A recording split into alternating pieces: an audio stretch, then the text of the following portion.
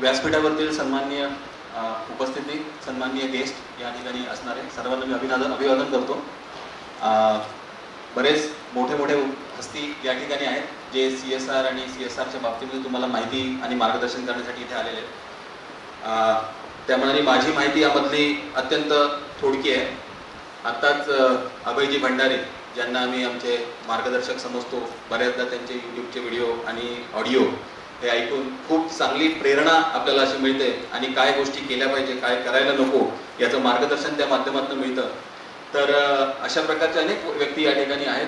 Gandhi sir आहेत, doctor Sanjay सोनसाळे sir आहेत आणि त्यांचं मार्गदर्शन तुम्हाला मिळेलच. मला विजयजींनी सांगितलं होतं की आता आपल्याला जे या ठिकाणी जो फंड रिलीजचा जो पार्ट आहे तो आपल्याला बोलायचा आहे. आणि माझा स्वतःचा जो डोमेन आहे, जे क्षेत्र आहे, ते क्षेत्र माझं एन्व्हायरमेंटचं आहे. गेल्या 22 वर्षापासून मी एन्व्हायरमेंट या फील्डमध्ये काम करतो. आणि आपल्या सगळ्यांनाच कदाचित कल्पना असेल की एन्व्हायरमेंट हे फील्ड मागच्या आपण म्हणू 5 ते 7 वर्षापासून एकदम बूमिंग याच्यावरती आहे. आणि त्या क्षेत्रामध्ये जास्तीत जास्त काम करण्यासाठी सरकार धडपडत आहे, पण त्याच पद्धतीने त्याचे रिझल्ट्स मात्र आपल्याला दिसत नाही. बरोबर. तर ह्या मोडला आपल्याला आज मी थोडासा पार्ट त्याच्यातला घेणार आहे. मला 10 मिनिटं दिलेली आहे प्रेझेंटेशनसाठी. तर मी तुम्हाला थोडासा थोडक्यात सांगतोय की एन्व्हायरमेंट पर्यावरण क्षेत्र, या पर्यावरण क्षेत्रामध्ये आपल्याला काय संधी आहे आणि कशा पद्धतीने काम करता येईल. CSRच्या माध्यमातून पर्यावरणामध्ये काय काय संधी आहे, कुठल्या कुठल्या प्रकारचे प्रोजेक्ट्स या ठिकाणी आपल्याला करता येतील. त्याआधी थोडंसं बघूयात की हे IAES जे आपण आहे हे कशासाठी आपण इथे काम करतोय. तर problem is that environment is getting deteriorated day by day and number of deaths due to environmental pollution is increasing like anything. आपल्यापैकी प्रत्येकाला माहिती आहे, प्रत्येकाने डोळे झाकून विचार केला तर आपल्या घराघरामध्ये आता कॅन्सरचे पेशंट दिसतात आहेत. बरोबर आहे. प्रत्येकाच्या घरामध्ये कॅन्सर असेल किंवा अनेक विषय आहेत की अनेक प्रकारचे रोग आहेत. मी 100 रोग अशा प्रकारची लिस्ट बनवली आहे की जी फक्त पॉल्युशन, फक्त एन्व्हायरमेंट मधल्या पर्यावरणामधल्या होणाऱ्या प्रदूषणामुळे ते रोग होतात. आणि अशा पद्धतीने अनेक लोकांचा ऱ्हास, अनेक जीवांचा ऱ्हास या पर्यावरणाच्या माध्यमातून या जगामध्ये होत आहे. आणि जर आपण त्याचा रूट कॉज अनालिसिस केलं, एखाद्या कुठल्याही गोष्टीचं होणाऱ्या घडणाऱ्याचं रूट कॉज अनालिसिस केलं तर त्या सगळ्यांना कारणीभूत मी आहे, इथे बसणारा प्रत्येक व्यक्ती आहे. कारण कचरा कुठल्याही प्रमाणामध्ये कुठलाही प्लांट तयार करत नाही किंवा कुठलाही प्राणी तयार करत नाही. कचरा फक्त आपला जीव जो आहे तो म्हणजे ह्युमन. कारण आपण कचऱ्याची डेफिनेशनच अशी आहे की आपल्याला जी वस्तू आपल्या उपयोगाची नाही, आपल्या स्वतःच्या उपयोगाची नाही, त्याला आपण कचरा असं म्हणतो. बरोबर. तर हा सगळ्यात मेजर प्रॉब्लेम आहे. याच्यासाठी काम करायचं म्हणून याला जर काम करायचं असेल तर मी एकट्याने काम करून होणार नाही. कारण ह्याला व्हिजन फार मोठा आहे. आपल्याला जगातला सगळ्यात मोठा असा समूह निर्माण करायचा आहे की तो समूह याच्यावरती काम करेल. मी गेल्या काही वर्षांपासून काम करतोय. माझ्या असं लक्षात आलं की एन्व्हायरमेंट किंवा पर्यावरण हे काम एकट्या व्यक्तीचं नसून हे समूहाचं आहे. आणि ह्या ठिकाणी तुम्ही प्रत्येक जण वेगवेगळ्या संस्थांमधनं आलेला आहात, वेगवेगळ्या NGOs मधनं काम करत आहात, वेगवेगळ्या कार्यासाठी तुम्ही काम करत आहात. जेव्हा हा कार्याचा धागा जोडला जाईल तेव्हा निश्चितपणे हे मोठं कार्य उभं राहू शकतं. तर त्यासाठी ह्या व्हिजननी आपल्याला काम करायचं आहे. आणि त्याच्यासाठी आपण काही गोष्टी ह्या इंटरनॅशनल एन्व्हायरमेंटल असोसिएशन, ज्याला आपण आंतरराष्ट्रीय पर्यावरण संघ म्हणू, या आंतरराष्ट्रीय पर्यावरण संघाच्यासाठी आम्ही काही व्हॅल्यूज ठेवलेले आहेत. नेक्स्ट. त्या व्हॅल्यूजमध्ये काही गोष्टी आपण घेतलेल्या आहेत. ह्या जस्ट मी तुम्हाला सांगतो आहोत. पहिल्यांदा कंपॅशन आहे, त्यानंतर इंटिग्रिटी, सस्टेनेबिलिटी, अबंडन्स, रिस्पेक्ट आणि पॉझिटिव्ह इम्पॅक्ट. ह्या काही व्हॅल्यूज आपण ह्या संघासाठी निर्मित केलेल्या आहेत. 12 जानेवारीपासून ह्या प्रोग्रामचा सुरुवात झालेली आहे आणि आतापर्यंत 3 मीटिंग्स झालेले आहेत. आजची ही पहिलीच मीटिंग आहे की ज्या मीटिंगमध्ये आपल्याला CSRच्या माध्यमातून जास्तीत जास्त आपल्या वैयक्तिकरित्या तुम्ही सर्वांनी उपस्थिती या ठिकाणी दाखवलेली आहे. तर मला असं वाटतं की ह्या फील्डमध्ये काम करणं म्हणजे काय, मी ह्या फील्डमध्ये काम करणं म्हणजे ह्या फील्डमधला याला मॉनिटायझेशनचं साधन बनवणं. जेव्हा पर्यावरणाचा विचार हा मॉनिटायझेशनसाठी केला जाईल आणि त्याच्यासाठी लोक काम करायला लागतील तेव्हा तो जास्तीत जास्त चांगल्या प्रमाणामध्ये वर्कआउट होईल. म्हणजे मी याचं छोटंसं उदाहरण सांगतो. काही वर्षांपूर्वी म्हणजे विजयजी अजूनही सोशल क्षेत्रामध्ये खूप जास्ती प्रभावितप्रमाणे काम करतात आहेत.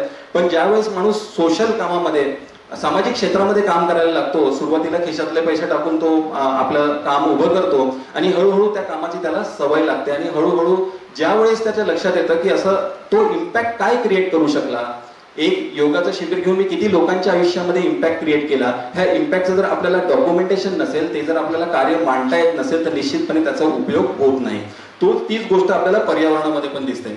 पर्यावरणामध्ये जर आपण आता सरांनी सांगितलं आपल्याला की वेगवेगळ्या पॉलिसीज सांगितल्या, पण अशा पॉलिसीचा जर विचार केला तर हे 4 मेजर क्षेत्र तुम्हाला आधीची स्लाइड, हे 4 मेजर क्षेत्र तुम्हाला याच्यामध्ये दिसतात आहे, ज्याच्यामध्ये एक हेल्थ आहे, दुसरं पर्यावरण आहे, रुरल डेव्हलपमेंट हा एक खूप महत्वाचा विषय CSR फंड या माध्यमातला घेतात.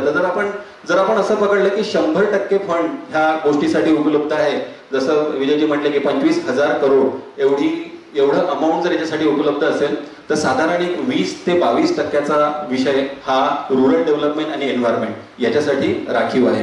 म्हणजे ह्या फंडला जेव्हा आपण डिसोशिएट करू तेव्हा आपल्याला रुरल डेव्हलपमेंट आणि एन्व्हायरमेंट, नेक्स्ट स्लाइड सर, याच्यामध्ये आपल्याला इतक्या प्रमाणामध्ये फंड्स मिळतात आहेत, इतके फंड्स आहेत. मग हे फंड्स रिलीज होतात का किंवा कसं होतात किंवा त्याच्या टेक्निकल गोष्टी काय आहेत हे तुम्हाला वक्ते सांगतीलच, कारण या ठिकाणी असणारे सर्व ज्या व्यक्तिमत्व आहेत ते ह्या विषयामध्ये काम करणारे आहे. पण माझा विषय जो आहे एन्व्हायरमेंट किंवा पर्यावरण, याच्यामध्ये काम करण्यासाठी जर आपण बघितलं की जर 22% CSR हा या फक्त 2 गोष्टींसाठी आहे, तर सोशल रिस्पॉन्सिबिलिटीच्या माध्यमातून मी तुम्हाला सांगतो, कारण विजयजी मागच्या अनेक वर्षांपासून रुरल डेव्हलपमेंट ह्या विषयामध्ये, ग्राम विकास ह्या गोष्टीमध्ये काम करतात आहे आणि एन्व्हायरमेंट ह्या दोन्ही गोष्टींच्या माध्यमातून आपल्याला निश्चितपणे CSRचा फंड मिळवता येईल आणि अनेक छोटे छोटे प्रपोजल्स, छोटे आणि मोठे प्रपोजल्स आपल्याला करता येतील. यासाठीचं एक छोटंसं उदाहरण म्हणून काही गोष्टी आपण बघूया. Next slide. यासाठी CSR corporate social responsibility for environment याचा नेमका एन्व्हायरमेंटल सस्टेनेबिलिटीसाठी काय उपयोग आहे, तर आज आता आपण असं म्हटलं तर आजपासनं काही वर्षांमध्ये, म्हणजे बघूयात की पुढच्या 5 वर्षांमध्ये असं कुठलंही क्षेत्र नाही जिथे एन्व्हायरमेंटल सस्टेनेबिलिटी वापरात येणार नाही. सस्टेनेबिलिटी मधलं शब्दाचा अर्थच असा आहे, सस्टेनेबिलिटी म्हणजे able to sustain. Able to sustain काय आहे, जर आपण आपल्या घरामध्ये भाजी आणत असू, भाजी केल्यानंतर उरलेला जो कचरा आहे त्या कचऱ्याचं जर आपण कंपोस्ट करत असू, ते कंपोस्ट परत शेतात जात असेल, त्या शेतामधनं परत भाजी तयार होत असेल आणि ती भाजी परत तुमच्या घरात येत असेल, तर हा सस्टेनेबल वे झाला. म्हणजे याला आपण सस्टेनेबिलिटी म्हणतो. आणि ही सस्टेनेबिलिटी प्रत्येक व्यक्तीमध्ये, प्रत्येक व्यक्तीच्या जीवनामध्ये आणि प्रत्येक व्यवसायामध्ये आणण्याचा संकल्प पूर्ण ग्लोबल वेला सरकारने घेतलेला आहे. तुम्हाला माहिती असेल की ग्लोबल वेला जे 17 गोल्स दिलेले आहेत त्याच्यामधला एक सगळ्यात महत्वाचा सस्टेनेबिलिटीसाठी हे 17 गोल तयार करण्यात आले आहेत की हे अशा पद्धतीने कसं चालवता येईल. आपण एवढा मोठा, जसं आता अभय सरांनी सांगितलं की आपण एवढा मोठा देश आहोत की ज्या ठिकाणी आपल्याला सोलर एनर्जी इतक्या मोठ्या प्रमाणामध्ये उपलब्ध आहे की आपल्याला एवढ्या कॅलरीज तेवढ्या फक्त 1 स्क्वेअर फूटच्या जागेमध्ये मिळतात. तर आपण नेमकं तसं करतो आहोत का? इतक्या वर्षांपासून आपल्या इथे जे काही डेव्हलपमेंट होत आहे तर आपण ते करतो का? आपण पण आताही बघतो आपण की EV इतक्या मोठ्या प्रमाणावरती इलेक्ट्रिक व्हेकल्स आपल्या इथे आले, पण खरोखर त्या इलेक्ट्रिक व्हेकल्सला लागणारी ऊर्जा किंवा लागणारी इलेक्ट्रिसिटी काही सोलर पासून मिळवली जाते?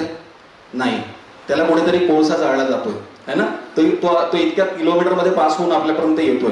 तर ही सस्टेनेबिलिटी नाही. पण निश्चितपणे जर आपण त्या गोष्टींकडे लक्ष दिलं तर याला आपल्याला सस्टेनेबिलिटी मोडवरती नेता येतील. आणि प्रत्येक संस्थेचा, प्रत्येक कंपनीचा हा प्रयत्न आहे की ह्या गोष्टी सस्टेनेबिलिटी मोडला कशा नेता येतील. मग यासाठी एक छोटंसं उदाहरण आहे जे आता आम्ही केलंय.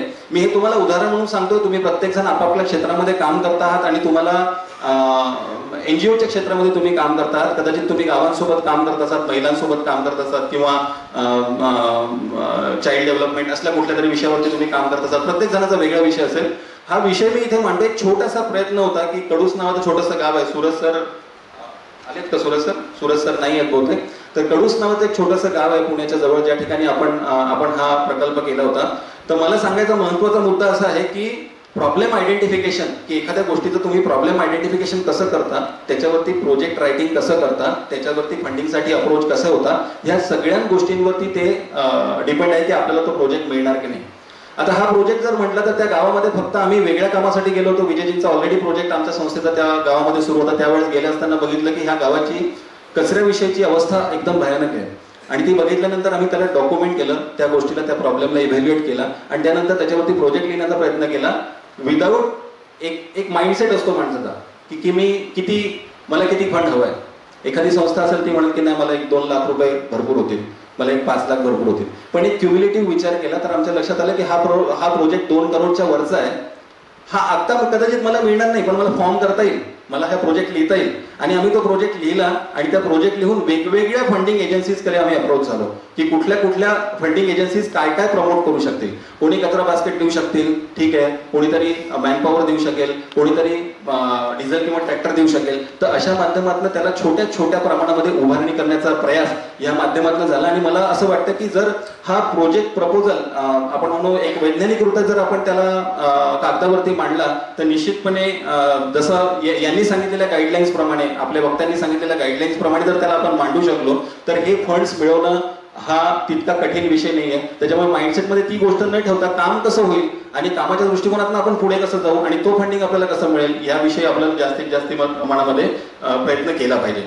नेक्स्ट, तर अशा प्रकारचे नेक्स्ट मग हे करताना आम्ही त्याला आता 3 फेजेसमध्ये मांडला. तुम्हाला जस्ट एक दाखवायचं म्हणून की पहिली फेज अवेअरनेसची आहे, दुसरी इम्प्लिमेंटेशनची आहे, तिसरी तुम्हाला स्केलअप मॉडेल ज्याला आपण म्हणतो तशा प्रकारची आहे. आता हे सगळे मिळून आपल्याला एवढे पैसे लागतात, पण आता एवढे पैसे लागतात तर याच्यामध्ये काही पैसा CSR देईल, काही पैसा तिथली जी प्रशासन व्यवस्था आहे ती देईल, काही सध्या जिल्हा नियोजन कार्यालय आहे त्यामधून आपल्याला घेता येऊ शकेल. आणि अशा पद्धतीने आपल्याला हा पूर्ण ज्याला आपण म्हणू क्युम्युलेटिव्ह प्रोजेक्ट आपल्याला त्या ठिकाणी इम्प्लिमेंट करता येईल. सांगण्याचा महत्वाचा मुद्दा असा आहे की आपल्या या ठिकाणी आज जो CSRचा प्रोजेक्ट होतो याच्यामध्ये CSR, एन्व्हायरमेंट आणि रुरल डेव्हलपमेंट या विषयासाठी लागणाऱ्या जसं इम्प्लिमेंटेशन एजन्सीज, सरांनी आता तुम्हाला सांगितलं की इम्प्लिमेंटेशन एजन्सीज आहेत, कदाचित तुम्ही पात्र असाल त्या इम्प्लिमेंटेशन एजन्सीसाठी. पण NGO जेव्हा त्या गोष्टीसाठी पात्र होते तेव्हा एन्व्हायरमेंटमध्ये काही टेक्नॉलॉजीज असतात, काही सर्व्हिसेस असतात की ज्या सर्व्हिसेस किंवा टेक्नॉलॉजीवरती NGOनी कधी काम केलेलं नसतं. त्यांच्याकडे मॅनपॉवर आहे, त्यांच्याकडे रिक्वायर्ड डॉक्युमेंटेशन आहे, पण ते करताना तुम्हाला ह्या जर गोष्टी लागल्या तर निश्चितपणे सोशल रिस्पॉन्सिबिलिटी ही तुमच्यासोबत 100% उभी आहे. कारण आपल्याकडे त्या संदर्भात लागणाऱ्या सगळ्या गोष्टी आपल्याकडे ऑलरेडी आहेत. आपण महाराष्ट्रातल्या 40,000 विद्यार्थ्यांपर्यंत वेस्ट मॅनेजमेंट कचरा व्यवस्थापन पोहोचवलेलं आहे आणि याच्यासाठी TRTI सारख्या संस्थेने आपल्याला मदत केलेली आहे. तर अशा प्रकारचे अनेक प्रोजेक्ट्स आपण याच्यावरती केलेले आहेत. त्याच्यामुळे तो अनुभवाची गाठ आमच्याजवळ आहे. तर तुम्हाला कुणालाही ह्या विषयांमध्ये जर समजा आपल्याला कुठलं काम करायचंय किंवा फंडिंगसाठी आपल्याला अप्रोच करायचंय तर डेफिनेटली तुम्ही आम्हाला अप्रोच करू शकता. विजयजी यासाठी खूप चांगल्या पद्धतीने कार्यरत आहेत आणि मी सुद्धा पर्सनल लेव्हलला जर कुणाला एन्व्हायरमेंट फील्डमध्ये अशा प्रकारचे प्रोजेक्ट्स इम्प्लिमेंट करायचे असतील तर त्याच्यासाठी लागणारे सर्व्हिसेस, त्याच्यासाठी लागणारे प्रॉडक्ट्स, त्याच्यासाठी लागणाऱ्या टेक्नॉलॉजीज किंवा त्या गोष्टीसाठी लागणारं जे काही कन्सल्टन्सीचा पार्ट आहे तो निश्चितपणे तुम्हाला सोशल रिस्पॉन्सिबिलिटीकडे मिळेल अशी मी तुम्हाला ग्वाही देतो. आणि ह्या क्षेत्रामध्ये जास्तीत जास्त लोकांनी पुढे यावं, जास्तीत जास्त लोकांनी एन्व्हायरमेंटसाठी पुढे यावं असं मी आपल्या सगळ्यांना या ठिकाणी असणाऱ्यांना आवाहन करतो. आणि एक माझं 10 मिनिटाचं जे काही तुमचं मनोगत होतं ते संपवतो. तुम्हाला सर्वांना धन्यवाद देतो. या ठिकाणी इतक्या शांततेने तुम्ही मला सगळं ऐकलं आणि काही प्रश्न असतील तर I am open to that. Right, thank you.